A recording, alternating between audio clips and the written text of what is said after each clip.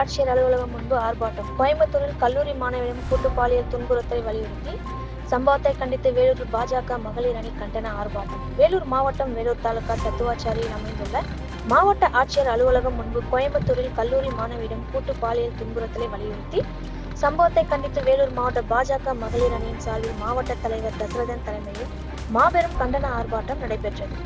பாரதிய ஜனதா கட்சியின் பல்வேறு பிரிவினரில் மகளிர் அணியினர் பேனர்கள், பதாகைகள் கையில் பிடித்து கண்டன ஆர்ப்பாட்டத்தில் கலந்து கொண்டனர்.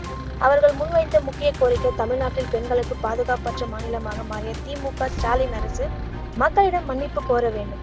பெண்கள் பாதுகாப்பை வழங்க தவறிய ஸ்டாலின் அரசு முற்றிலும் பொறுப்பேற்று ராஜினாமா செய்ய வேண்டும். இத்தகைய பாலியல் குற்றங்களை தடுக்கும் வகையில் கடுமையான நடவடிக்கைகள் எடுக்கப்பட வேண்டும்.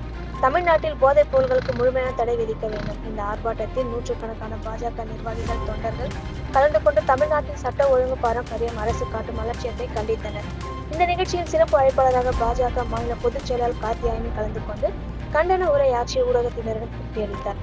இந்த ஆர்ப்பாட்டத்தில் மாவட்ட செயலாளர் ஈஷா சங்கர், பட்டியலணி மாவட்ட தலைவர் AK டிஜிட்டல் நெட்வொர்க் மற்றும் AK டிவி நிறுவன தலைவர் டாக்டர் M சரவணகுமார், மாவட்ட துணை அமைப்பாளர் விருந்தோமல் பிரிவு S ரமேஷ்குமார், மாவட்ட பொதுச் செயலாளர் சரவணகுமார், ஷகிலா ஜெயக்குமார், துணைத் தலைவர்கள் சக்கரவர்த்தி, ஜெகன், காட்பாடி KG குட்டி, மண்டல தலைவர் ஜெய், மகளிர் அணி மாவட்ட தலைவி சுகன்யா, ஊடக பிரிவு மாவட்ட தலைவர் குமரன், ஊடக பொருளாளர் சந்தன், மாவட்ட செயலாளர் முரளி, செல்லப்பன், குமார் அணி பிரிவு தலைவர்கள் சிவராமன், சுதாகரன், குமரன், விக்னேஷ், வெங்கடேசன், மாவட்ட செயலாளர் வழக்கறிஞர் நாகராஜன், முன்னாள் ராணுவ வீரரும் பாஜக முப்படை பிரிவு கிழக்கு ஒன்றிய செயலாளர் K வேலாயுதம், NB சப் மாவட்ட துணைத் தலைவர் ரூபாவதி உட்பட மாநில மற்றும் மாவட்ட நிர்வாகிகள், உறுப்பினர்கள் என 100க்கும் மேற்பட்டோர் பங்கேற்றனர்.